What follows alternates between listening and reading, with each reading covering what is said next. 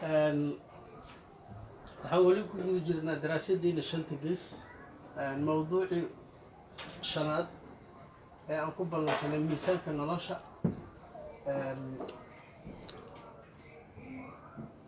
qaybta waxaan qaadanaynaa golaha ummadda Soomaaliyeed tiirarka shantan tiir ayuu leeyahay, laakiinse golaha haddii aan waxyar dul istaago, golahan ummadda Soomaaliyeed wuxuu ka dhigan yahay sidii beer oo kale.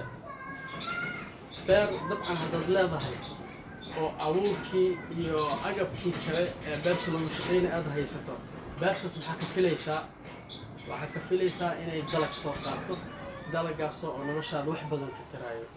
marka golaha saas ayuu ka dhigan yahay. siduu ugu dhigan yahay iyo qaabku uga dhigan yahay waa uu tegi doonaa. macnaha hadda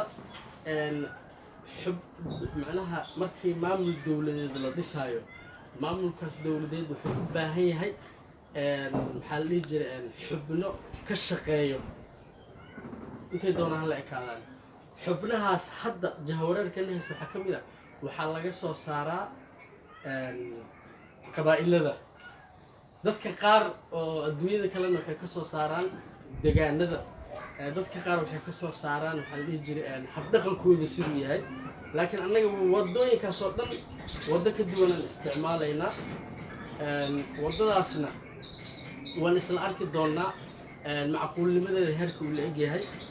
marka golaha ummadda Soomaaliyeed wuxuu nooga dhigan yahay sida beer oo kale. markaan miisaal ka bixin ama miisaalino, beertaas haddii haddaad haysato abuurkii iyo agabkii kale ood isu geyso, waxaad rajaynaysaa inuu dalag ku soo baxo, dalagaasna noloshaada wax ka taro.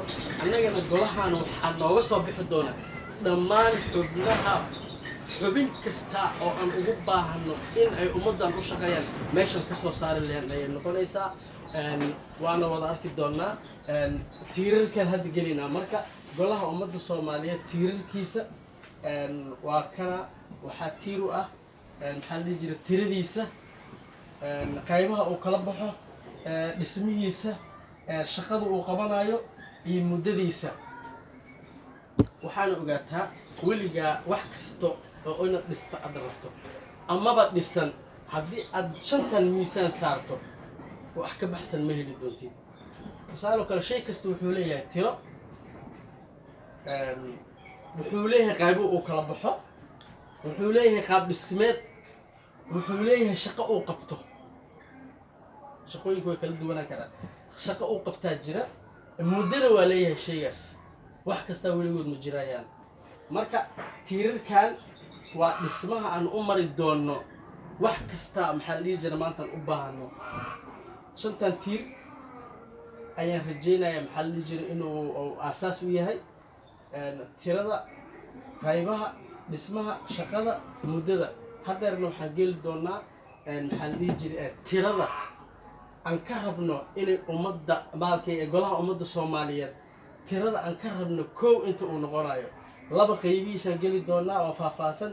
dhismihiisa aan geli doonaa, qaabkan u dhisayno, shaqada uu noo qabanayo, kadibna muddadiisa. waxaan muddo lahayn malay waayadan waxa waaye. laakiinse maxaan alif ugu dhigay?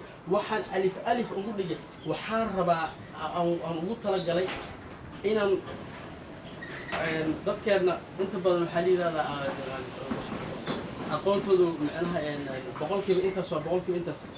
waxaan rabaa qofka noogu aqoonta yar wax uu fahmi karo aan rabaa. keenna wax yaqaano oo fahamkiisu fiican yahay, aqoonyahanka taas ma ka hadlayo. laakiin qofkeenna Soomaaliga ah ee jooga cirifka ugu dambeeya deegaankeenna, meel kasta uu joogo, markii uu daawado ama uu maqlo ama uu akhristo, waxaan ugu talagalay wax uu fahmi kara inay noqdaan. tusaale, waxaa inoogu fahm yar ama inoogu aqoon yaran dhehe gabadha joogta miigeenna oo markay caanaha soo safriso oo suuqa timaado, caanaha markay gadato say u xisaabiso ma taqaanin. ma aragtay say u xisaabiso. markay caanaha u dhamaadaan lacagtay soo qaadataa, dhiisheedana way soo qaadataa waxay tagtaa